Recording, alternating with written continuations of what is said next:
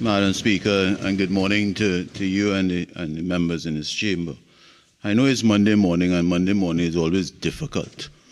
I've just listened for the last 55 minutes to the member for Pointe-a-Pierre North, St. Anne's West, and he sounded very angry, Madam Speaker.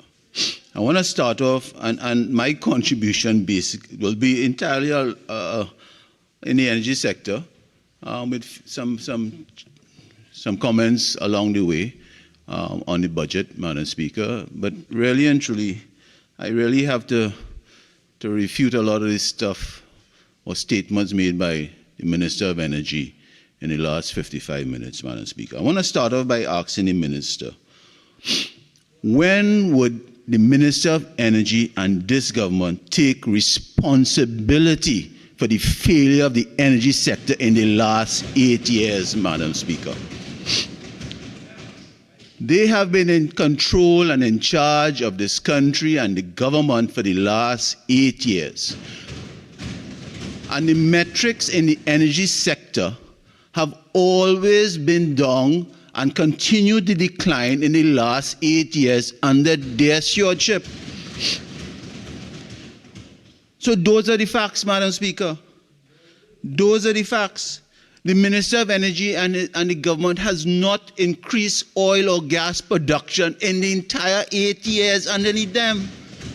And you listen to the Minister this morning of Energy, and you would swear, after the member read out the entire list of projects, especially in the upstream, you would swear, after listening to him, that we had an increase in oil and gas in our country, and today our production has been declining steadily year upon year, Madam Speaker. So I really don't understand if Minister Young, Minister of Energy, is telling this country, based on the projects that he would have listed here this morning, let us wait till 2028 or 2030. Let us freeze. Let us freeze ourselves and freeze the country. But only in 2028 and 2030 we will see something positive happening in our country. So let us forget what is happening, the reality of our energy sector, and let us hope in 2028 and 2030, based on the great negotiations by the Minister of Energy and his team, that something great would happen in our country. But before that, crapo smoke our pipe, Madam Speaker, if I can use that phrase, as colloquial. Madam Speaker, I listened to the Minister of Energy, and if the public is listening to the Minister of Energy, it is a repeat of the same narrative that the Minister of Energy has done in the last 8 years in every budget that the minister has presented. He goes back to, the Minister of Energy starts from 2010. The minister runs up between 2010 to 2015, the track record of the PP government. Blame, blame, blame.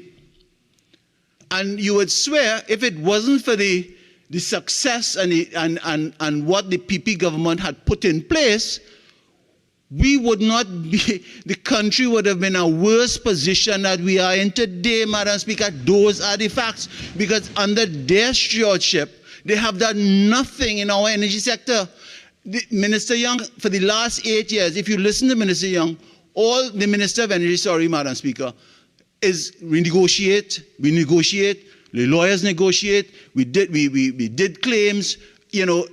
I know the Minister of Energy is a lawyer by profession, Madam Speaker.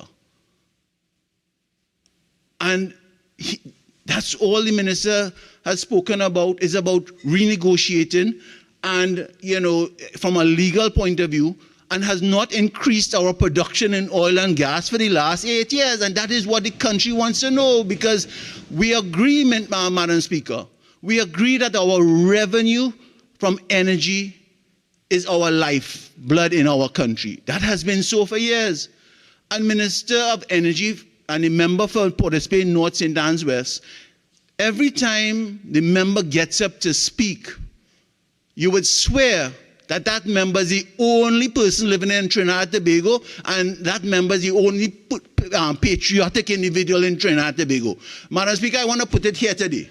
You see, every member in our opposition, we love our country called Trinidad and Tobago. We are true patriots of the son of the soil and daughters of our country, Madam Speaker. You would swear that Minister of Energy is the only person living in Trinidad and Tobago. I grew up in Pan. I grew up in culture from Diego Martin, Madam Speaker. I grew up playing jab-jab. I grew up when Panorama finals, when Panorama was on a Thursday, Madam Speaker. On a Thursday night, and then after Panorama semi-final, you get King and Queens of the band parading in Savannah. I grew up on that, Madam Speaker.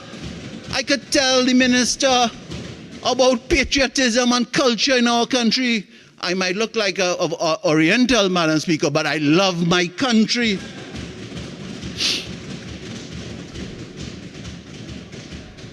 So when you want to talk about jab-jab, I could tell him about jab-jab, Madam Speaker. I could tell the member about Blue Devil. I did all that.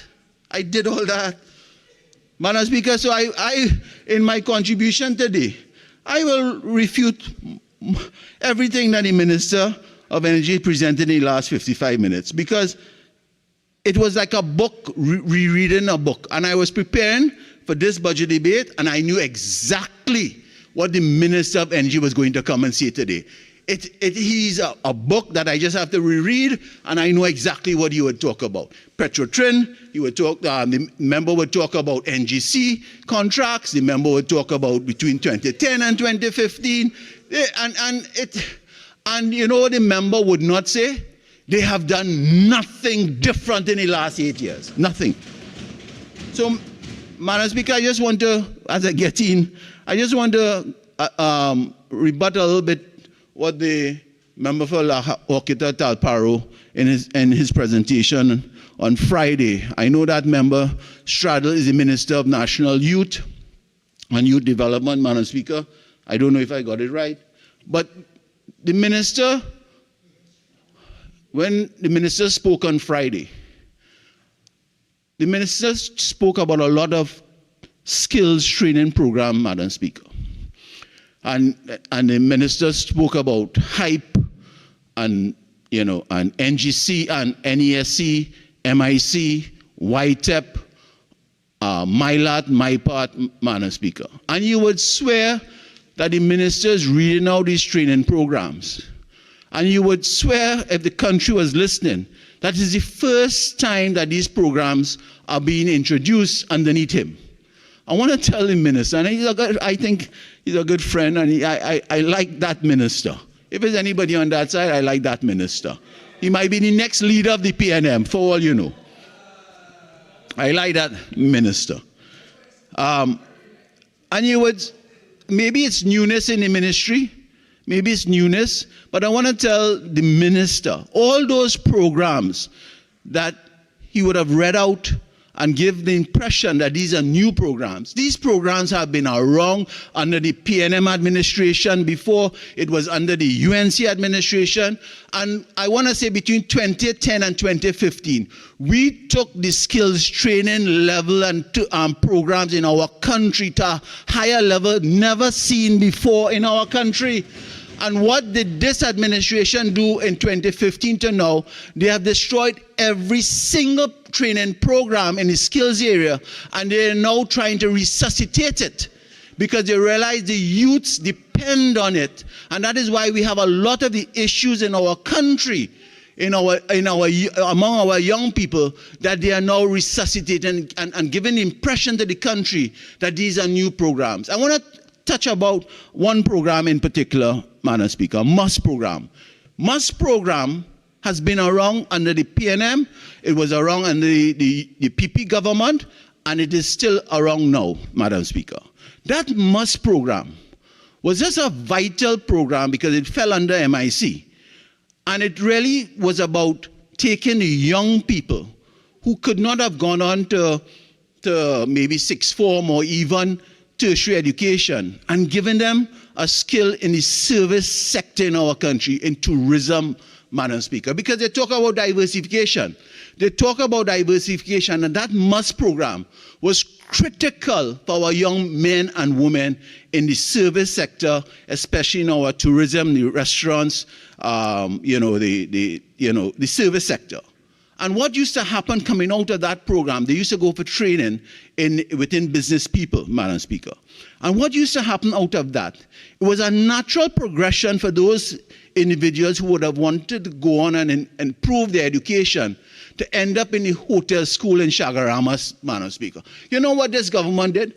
They shut down that hotel school under their tenure, Madam Speaker. And they want to talk about tourism and diversification, Madam Speaker. They shut down that hotel school in Chaguaramas that gave, we talk about they talk about the Sandal projects, but that hotel school was a avenue for our young men and women to go to first-class hotels throughout the CARICOM, Madam Speaker, and increase their skills in that sector and come back home and really, make our service sector and the tourists greater than what it is today, Madam Speaker. And they shut it down. They shut it down. So to come and hear them talk about growth and diversification, Madam Speaker, in this budget, I mean, for real, Madam Speaker.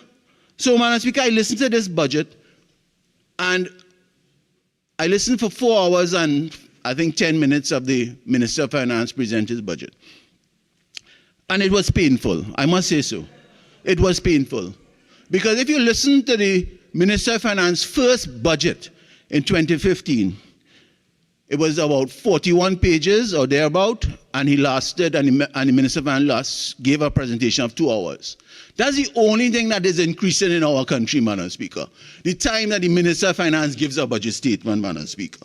So, Madam Speaker, the Minister of Finance talked about failed diversification. Now, I want to ask, before I get into my energy sector, Madam Speaker, sometime in May 3rd this year, Madam Speaker, we were all brought into this Parliament to discuss a mid-year review and an increase of over additional $3.2 billion in expenditure for our country, coming out in addition to the fiscal year 2023 that just ended in September 30th last month, Madam Speaker. Madam Speaker, if you look at the book, the Review of the Economy 2023, which is part of the bundle of our documents today, Madam Speaker, something is very curious to me, Madam Speaker, because I'm a bit concerned that when we started off the fiscal budget 2023 in October or in September 2022, the entire budget was about 3 point something more, Madam Speaker. And we came in mid-year review and asking for additional $3 billion more in expenditure for our country, Madam Speaker. And Madam Speaker, I'm a bit confused that when I looked at the deficit that the Minister of Finance presented, right? We came here on April 28th, Madam Speaker, and we asked this country to give us $3.8 million additional. That was the amount. And it's for different expenditures in our fiscal year 2023. National security, the Minister of Finance asked for an additional $128 million. Even in the Ministry of Social Development and Family Services, they asked for additional $348 million. So when you looked at even the central bank 6-month review bulletin that they put out in June, it talked that the central bank talked about at the end of fiscal 2023, we're supposed to have they were projecting a deficit of about $6 billion. Now, when the Minister of Finance, and even in the mid-year review, the Minister of Finance said that they would have a greater deficit than what was projected at the beginning of 2023 by the Minister of Finance. And the Minister, when the Minister of Finance presented his budget last Monday, Madam Speaker, I am asking, what happened to those expenditures that we came in this Parliament to approve that extra $3.8 billion. Because all things being equal, because our revenues went down, we're supposed to have had a deficit of approximately $6 billion for fiscal 2023. And the Minister of Finance talked about a deficit of only $3 billion, or 1.8 of GDP, which is within the norm according to the Minister of Finance. So I'm asking the Minister of Finance, or even the member for San Fernando East, that when they are presenting, could you explain to the country and to us, or to me, what happened to that 3.8 that we came at mid-year review in April, the end of April, early May, and debated? We debated that, and I'm not seeing it anywhere. So I don't know if this figure, the true deficit, will show up sometime in December this year, Madam Speaker. Because clearly, when we debated, we approved 3.8 extra. Where did that go? Where did that go? And everybody is silent because it is there in the review of the economy, Madam Speaker. So again, there's some deception in these budget figures, just like the Minister of Energy when he presented his numbers, Madam Speaker. So, Madam Speaker, my projected deficit for fiscal 2023 supposed to be at least $8 billion for this country. Because based on the review of the economy, Madam Speaker, total revenue is supposed to be $53 billion. Based on our expenditure that we came in addition to approving this Parliament in mid-year review, it's supposed to be $62 billion. So my simple maths, we're supposed to be about $8 billion. Not the small amount that the Minister of Finance presented here on Monday last, Madam Speaker. So I ask, Madam Speaker. Madam Speaker, let's go to the review of the economy in respect to the energy sector. The Minister of Finance told us once again that the energy sector has contracted by 0.3%. This is not a simple contraction, but it is the 9th consecutive contraction in our energy sector. So listening to the Minister of Energy, I don't know, what they have done in the last 8 years, Madam Speaker. The review of the economy 2023 tells us a grim story in our petchem industry, Madam Speaker. The real GDP in the energy sector fell by 3.5%. Real output in the crude oil exploration and extraction industry fell by 4.5%. Condensate extraction recorded a contraction of 8.2%, Madam Speaker. Refining LNG industry decreased by 1%, Madam Speaker. So it amazes me what the Minister of Energy talks about. All right, Madam Speakers, the government has never, I want to say it here, this government has never surpassed the work of the PP government in our energy sector, Madam Speaker. They have never surpassed that work. Minister Young, Minister of Energy, likes to call us unpatriotic, I mentioned, Madam Speaker. He does that every year. I want to just quote some numbers, Madam Speaker, to put it in context what the Minister of Energy said here this morning. Wells drills, and this is wells drills, and this is from the review of the economy, Madam Speaker. This is not, I am pulling this out from myself. This is in the book. Wells drill, the review of the economy 2023, page 56 tells us 42 wells were drilled in the last year.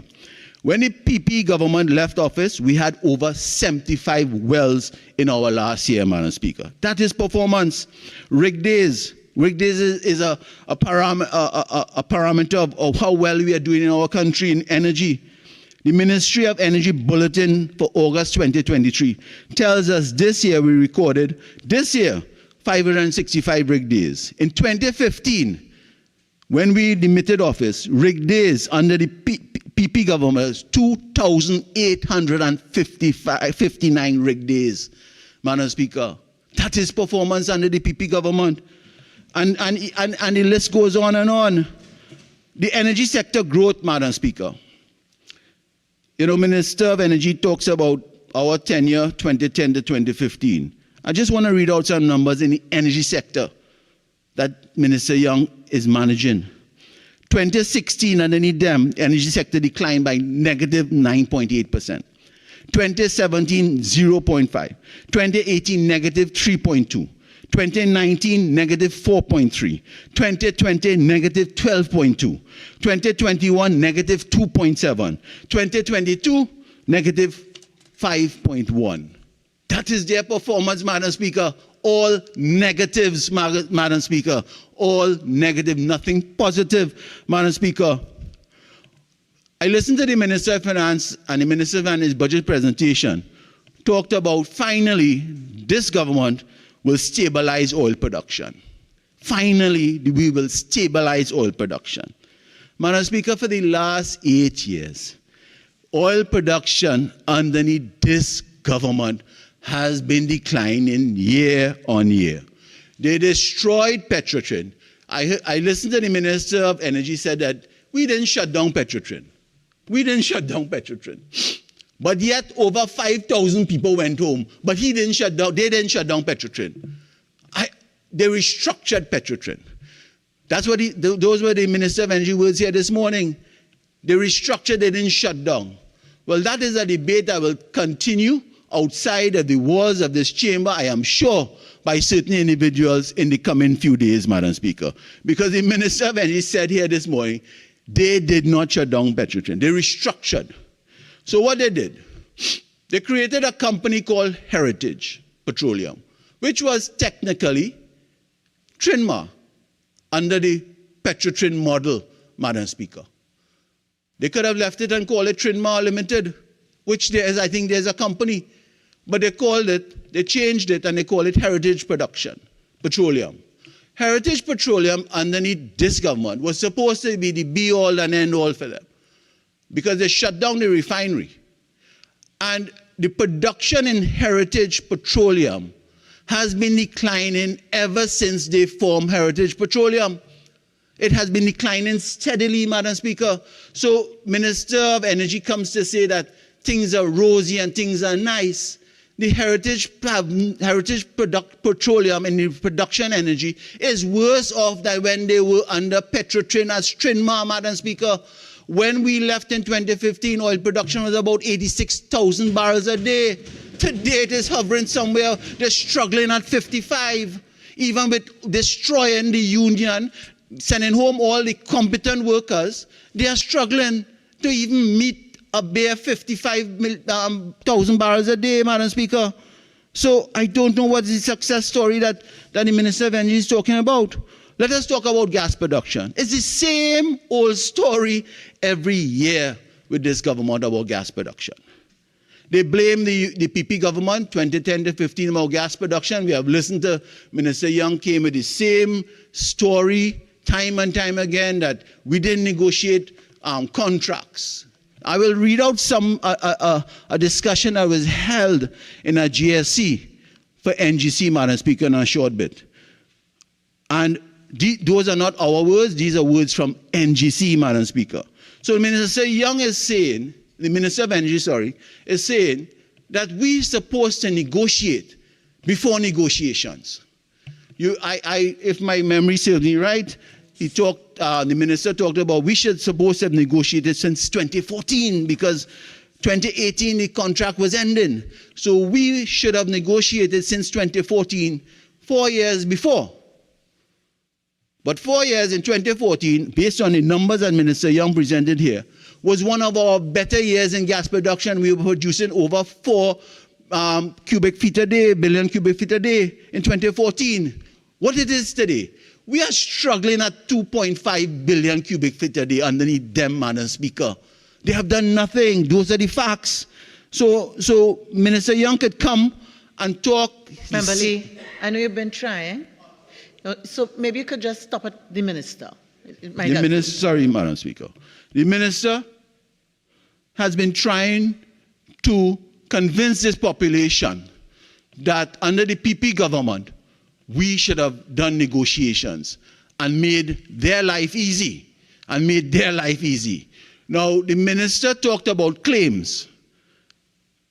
I have evidence here, and I think the minister also said it, that not a claim has been paid out by anyone in the energy sector based on claims made to NGC. They negotiated. And I think the country should thank the minister for if the negotiations went well.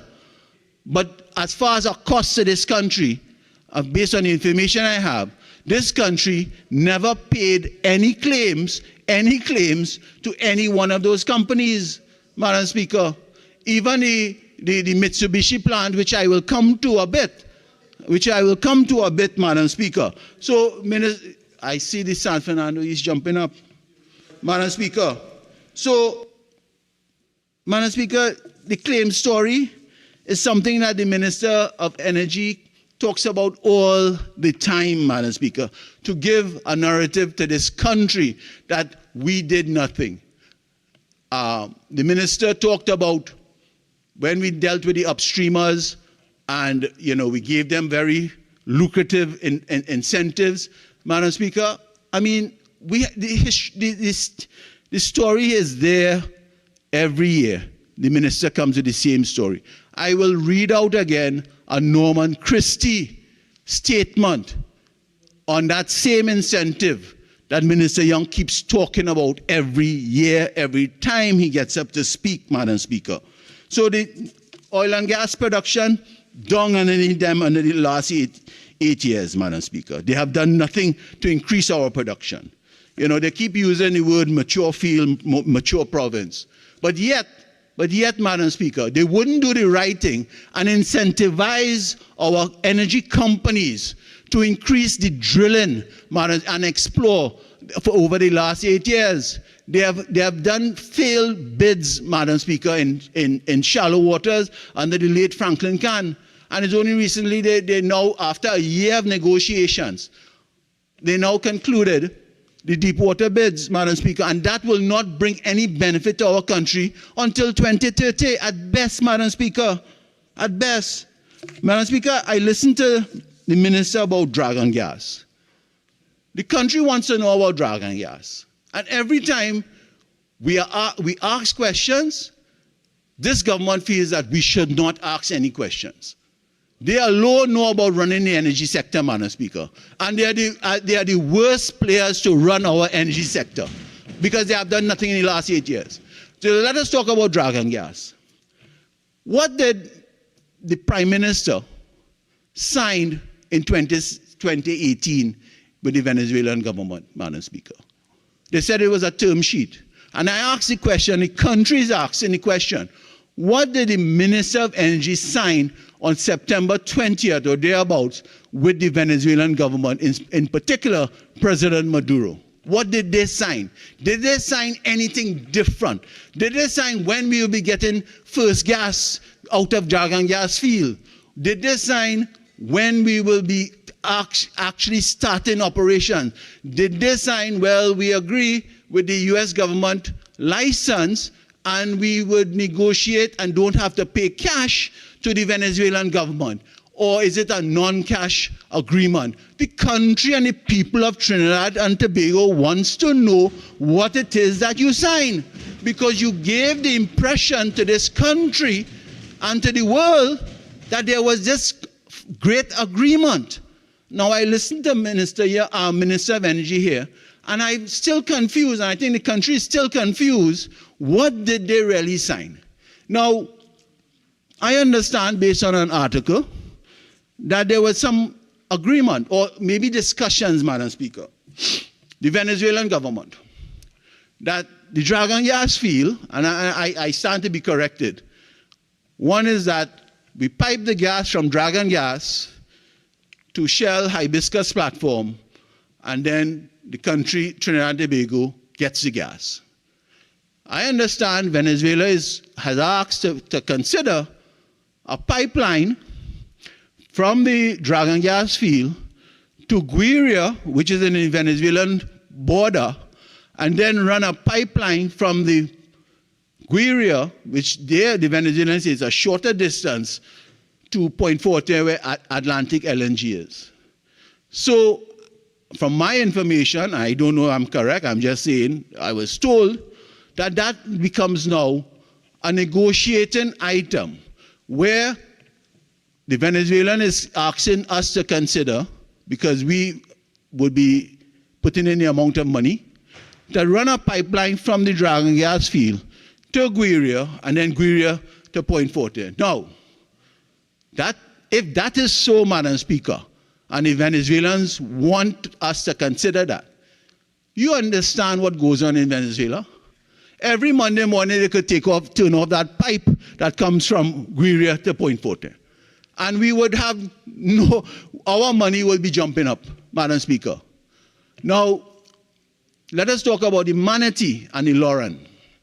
From what I understand, the Venezuelan government has now lumped the Manatee and the Lauren and the Dragon gas in one. Now, back in 2019, the minister did say, and I agree, that there was some agreement signed to hive off Manatee from Lauren. Manatee is on the Trinidad and Tobago side, and we will develop the Manatee field. That sounds good, Madam Speaker. Now, it's a cross-border, same waters, Madam Speaker. I understand, based on negotiations, that President Maduro is now asking us to reconsider that whole Manatee and Lauren development. And if you listen to the Minister of Energy carefully this morning, or the minister, he mentioned something to that effect. Because the minister lumped now, this morning, Manatee with Lauren back together. He lumped it back, right? So I'm asking, is there new negotiation? Because you see, if we develop the Manatee field first before the Venezuelan Lauren, what would happen naturally, Madam Speaker? The flow from the Manatee side would be so powerful, and I put it in layman terms, that the people of Venezuela might feel that they are being, I don't want to use the word robbed, but they are not getting their fair share from that Lauren Manatee field, Madam Speaker. So that is why there is now some discussion by the Venezuelan to let us now consider developing it back together as one, Madam Speaker. And that impacts on the Dragon gas deal. So we have lumped all that together, and I heard the Minister of Energy did sort of mention something that along those lines, and then came up with the non-disclosure clause as usual, Madam Speaker. So, Madam Speaker, I ask the question, maybe in a wind-up, or somebody who can get up and add some clarity to this whole Dragon, Manatee, and Lauren that seems to be in a circle, Madam Speaker. Madam Speaker, let's look at the shallow water. In the past month, we have seen a flurry of announcements by this Minister of Energy. We saw the announcement of the new Dragon gas deal at the end of September. Then we saw the announcement of the deep water bids. And then at the end of September, yesterday or last week, we saw the commencement of shallow bid rounds, Madam Speaker. The manner in which all these things have come together in the past 3 weeks, from what I understand from my information, the Minister of Energy wanted to have something good to say to this country in this budget statement, Madam Speaker. The Minister of Energy, from what I have gathered, was a PR to give the impression that things are happening in our country in the energy sector, especially for the budget statement. And I will go into the shallow water bid rounds again. You know, it's a long way off, Madam Speaker, a long way off. The deep water bid rounds that the minister spoke about has been ongoing for more than a year, renegotiating with Shell and BP to come to some agreement to take up the deep water bid rounds because it wasn't attractive in the first place. So they had renegotiated to make it attractive. These are the facts, Madam Speaker. So deep water bid rounds is again, if it was to happen, Madam Speaker, it's years off, Madam Speaker, 2027 thereabout. And shallow, same thing, Madam Speaker. So, Madam Speaker, nothing here that Minister of Energy came here this morning to add anything new to our energy sector, Madam Speaker. Madam Speaker, the minister again talked about this NGC contract with the Mitsubishi plant. Madam Speaker, just one second.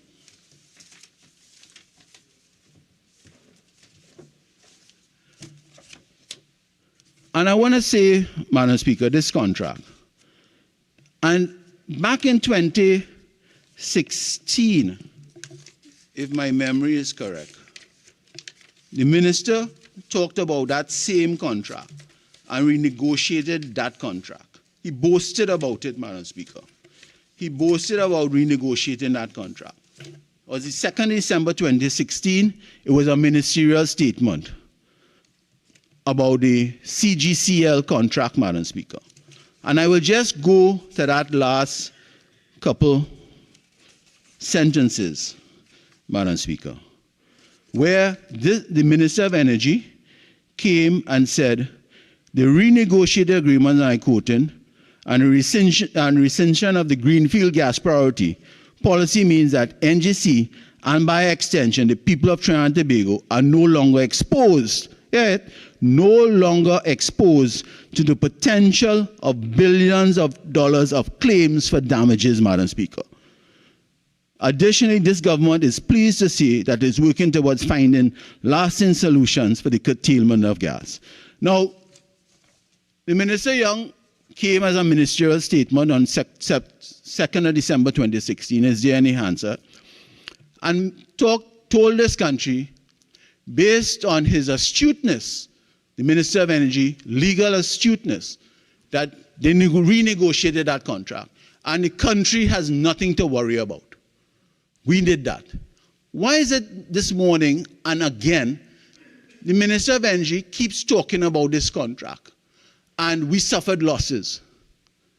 NGC suffered losses, Madam Speaker, because of this contract that the Minister of Energy renegotiated in 2016.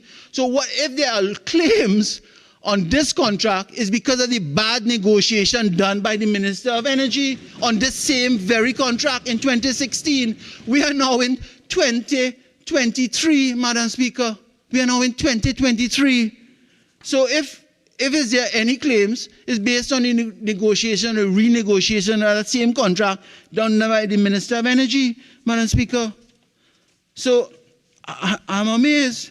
And then I want to read in rebutting some of the Minister of Energy's points on this same NGC. The Minister of Energy keeps talking about we suppose that the PP government should have renegotiated contracts way before. There was a joint select committee back in July 2016 in Parliament, in joint select of the State Enterprises Committee, Madam Speaker. NGC management, top management, came in the Parliament in that committee, Madam Speaker. And you see, I like you need to go back to listen to these individuals who are the NGC management.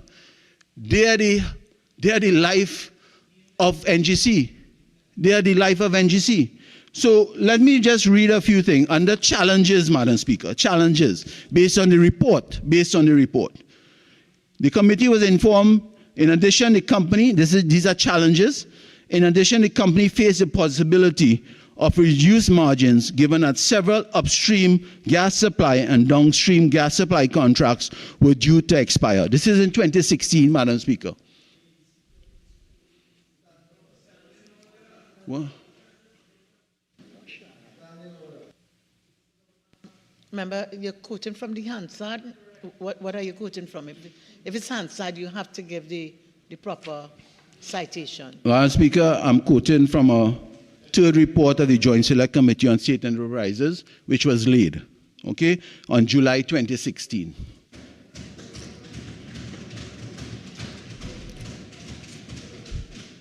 In addition, and I quote, Madam Speaker, from this report, the company faced possibilities of gas sales contracts were due to expire. There would therefore be a period, this is July 2016, who in government? This administration, Madam Speaker. There would therefore be a period of significant renegotiations on these agreements during the next 5 years, Madam Speaker. So what the management is saying, NGC management is saying to the Committee on State Enterprises, that they know that hard negotiations on expired contracts are coming due over the next 5 years, and they're preparing for that. Who is in government, Madam Speaker? This administration is in government. They are the ones responsible for negotiating or renegotiating these new contracts, not the PP government, Madam Speaker. And I just want to put it further. The Minister of Energy talks about these contracts under NGC and the downstreamers. The PP government came into place 2010, May 2010, Madam Speaker. May 2010. These same contracts that this Minister of Energy talks about with NGC and the downstreamers, they developed it, Madam Speaker. It was underneath them, those contracts were in place, Madam Speaker. So if the Minister of Energy finds those terms and conditions were a bit strenuous and, and against the country, they were the ones that originally negotiated those contracts, Madam Speaker. And it has fallen back on their lap between 2016 and the next 5 years. That is why they have a problem, Madam Speaker. I agree it is difficult, Madam Speaker. Madam Speaker, let me just say, our life in our revenues in our country is dependent on oil and gas. Nobody's disputing that. And nobody's disputing that our gas production is struggling, Madam Speaker. But they have a responsibility, just as we had between 2010 to 2015, to continue looking and incentivizing our energy sector, to continue looking for oil and gas, Madam Speaker. Every government that is in place has that responsibility, Madam Speaker. Government is a business, Madam Speaker. I agree. No matter what administration changes, Madam Speaker, government is a business because we have 1.4 million people depending on us, Madam Speaker. So we agree on that. But do not come here for the last 8 years and blame the PP government as if the country only started in 2010, Madam Speaker. They developed the downstream sector. Under the PP last administration, they were the ones that developed these contracts, a lot of these downstream contracts, Madam Speaker. What has happened in our downstream industry for the last 8 years, Madam Speaker? No new investments have come into our country. We are struggling for investments, Madam Speaker, and my colleagues will go more into that. We are struggling for investments, Madam Speaker. We have actually had capital flight, in a sense, Madam Speaker. The energy companies, based on the lack of incentivization, are not investing in our country, Madam Speaker. They haven't done so. That is why you see forex is at its lowest, Madam Speaker, and the problem in forex. The minister talks about our incentive that we created and we gave the upstreamers, the energy companies like BP, Madam Speaker.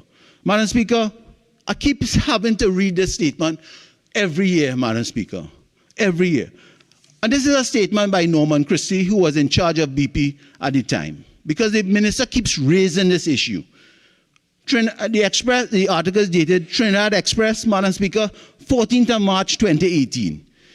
BPTT Regional President Norman Christie said that, and I quote, said that those incentives which allowed BPTT to bring forward its capital expenditure allowances were instrumental in supporting BP's decision to invest US $6 billion in Trinidad and Tobago between 2011 and 2017, Madam Speaker. So the development went over both administrations, Madam Speaker, the PP and its present PNM. What is so bad about that, Madam Speaker? What is so bad? Is it because they didn't develop it? They didn't come up with the idea? They did nothing in the last 8 years to incentivize our energy sector. The minister talked about Juniper and Truck. It was underneath the PP government that started those projects, Madam Speaker. And if it wasn't for those projects coming into fruition in 2015, because governments are a business. It's a continuum. It's a continuum, Madam Speaker. And just like how we will be in office very soon, we are hoping that they would have left something for us, Madam Speaker, but we would have to start from zero, Madam Speaker, when we come back into power, Madam Speaker. Madam Speaker, I want to turn to Petrotrin.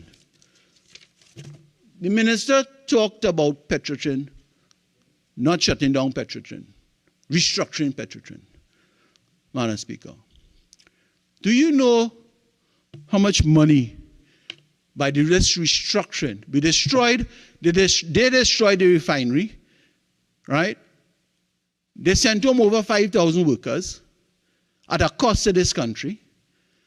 We have the opposition leader in her dynamic an excellent presentation in our budget, Madam Speaker. The opposition leader showed that as a ward of the Treasury, Petrotrin was not, based on the FYA from a group, Madam Speaker, that no subventions were paid to Petrotrin under, at least under the PP government. Member for Pointe-a-Pierre, the original speaking time is now spent. You have 10 more minutes, if you wish, to complete your contribution. You may proceed. 10 minutes.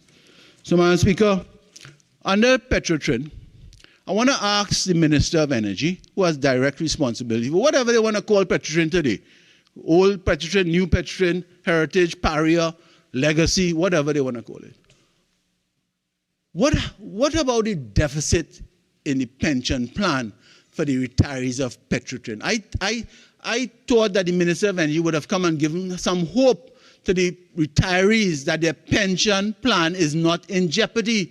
Based on an actual valuation that I have read from Baker and Woodrow, the latest, this government is being asked to put in over $200 million annually for the next 10 years to save that pension plan. I thought that the Minister of Energy would have come and given some hope to the retirees. We heard nothing, silence. And I really hope the Minister of Finance in the wind-up would try and give some comfort to the retirees of Petrotrin, Madam Speaker, who gave their sweat and life to our oil industry, Madam Speaker. And we owe them a debt of gratitude, Madam Speaker. We owe them gratitude for that, Madam Speaker, before they destroyed Petrotrin. Madam Speaker, they created a company called Pariah for fueling. So we went from our own security on fuel to have to import fuels, Madam Speaker. In the last 2-3 years, Madam Speaker, under Pariah, we spent over $3 billion importing fuels, Madam Speaker. Over $3 billion, Madam Speaker, that we now have taken out from our foreign exchange supply, Madam Speaker. And we ask a question, why are we struggling for forex, Madam Speaker? Why are we struggling, Madam Speaker? The facts are there, Madam Speaker. Madam Speaker, as I know my time is coming to an end, I have a lot more I could say, Madam, but I'll leave that for another time. Madam Speaker, the Minister of Energy talked about Woodside. Do you know that Woodside Energy abandoned one of their blocks and they gave it up underneath them? They gave it up. They said they couldn't, it's not financially viable. They gave up that Woodside block, one of their blocks, Madam Speaker, in July 2023. They gave it up. And the block is called TTDAA5. Madam Speaker, they gave it up because there was no incentivization by this government to incentivize Woodside to drill in a deep water area in TTDAA5. Madam Speaker, they give it up. They say, thanks, but no thanks. Take it. Take it back. And you ask yourself, why we in problems in finding gas for our country, Madam Speaker? Madam Speaker, as I come to an end, I want to say, I'll spend a couple of minutes on my constituency. And I really hope that, firstly, I want to say to the opposition member of Siparia that was a very dynamic presentation she gave over 4 hours. Very comprehensive, Madam Speaker, well structured, well presented. It went through and it showed about we are in touch with the people. Madam Speaker, the member of Siparia mentioned our consultations we had with the people throughout the length and breadth of Trinidad, Madam Speaker, and they gave us feedback and she presented it here in her presentation, Madam Speaker. And that shows you how we care. We care for the people of Trinidad and Tobago, Madam Speaker. Madam Speaker, as far as my constituency, Pointe-a-Pierre, I know the Minister of Energy, Education is here. I hope when the Minister of Education is presenting, she can give the people of Pointe-a-Pierre, especially in the Claxton Bay area, that we will be seeing a new primary Anglican school, Madam Speaker, because the Minister of Energy promised me last year that they would start rebuilding that school, Madam Speaker. So I ask on behalf of the parents and constituents about the Claxton Bay Primary Anglican School, Madam Speaker. Madam Speaker, I ask my colleague, my colleague from Laventille West, as the Minister of National Security, that new allocation for vehicles, that some consideration could be given to St. Margaret's Police Station to at least get a couple vehicles, Madam Speaker. We only have one in St. Margaret's Police Station, Madam Speaker. So I really hope that the Minister of National Security, when we meet in the corridor, he can tell me that will be done, Madam Speaker. I know he wouldn't say it in front in his debate, Madam Speaker. I hope in the wind-up the Minister of Finance could explain the deficit issue that I mentioned, that we came here in mid-year and asked about additional $3.8 billion, nowhere to be found in his presentation in the budget, Madam Speaker. Madam Speaker, as far as local government, Madam Speaker, my friend from San Fernando West can really help us in the Claxton Bay, Pointe-a-Pierre, Marabella area. Those rivers need cleaning, and he knows the rivers that I speak about, because we share the same rivers, Madam Speaker. We share the same rivers. Madam Speaker, as I end, Madam Speaker, like most in our nation, I have spent some time attempting to describe this budget, which was lackluster, in my view, lacking sound policies to stimulate our country, our economy, failed to meet the needs of the population, and was absent of any policy to drive our national development. Having thoroughly reviewed the Minister of Finance figures, his promises, his lack of achievements, and his prediction for the upcoming fiscal year, the best way I can describe this budget is by using the Minister of Finance same very words as a member for Digomartin Northeast in his budget presentation, Hansard, October 8, 2012. And I quote, "This budget is a deception. The budget arithmetic is bogus. The measures are ridiculous, and the minister should be ashamed of himself." 11 years, Madam Speaker, later, 11 years later, these are the words of the Minister of Finance. That is exactly the reality of this budget that the Minister of Finance presented here on Monday last. With story after story in our media about job losses, this Minister of Finance reported that he has achieved one of the lowest unemployment figures. With sector after sector facing contraction, this Minister of Finance has told us that they are on a path of growth. With a country struggling to earn forex and no sustainable development in the non-energy sector or energy sector, this Minister of Finance reports to us that he is ready to build capacity for diversification. Minister of Finance has been selling dreams in this 2024 budget, Madam Speaker. And I thank you with those few words, Mr. I thank you. Member for Laventille.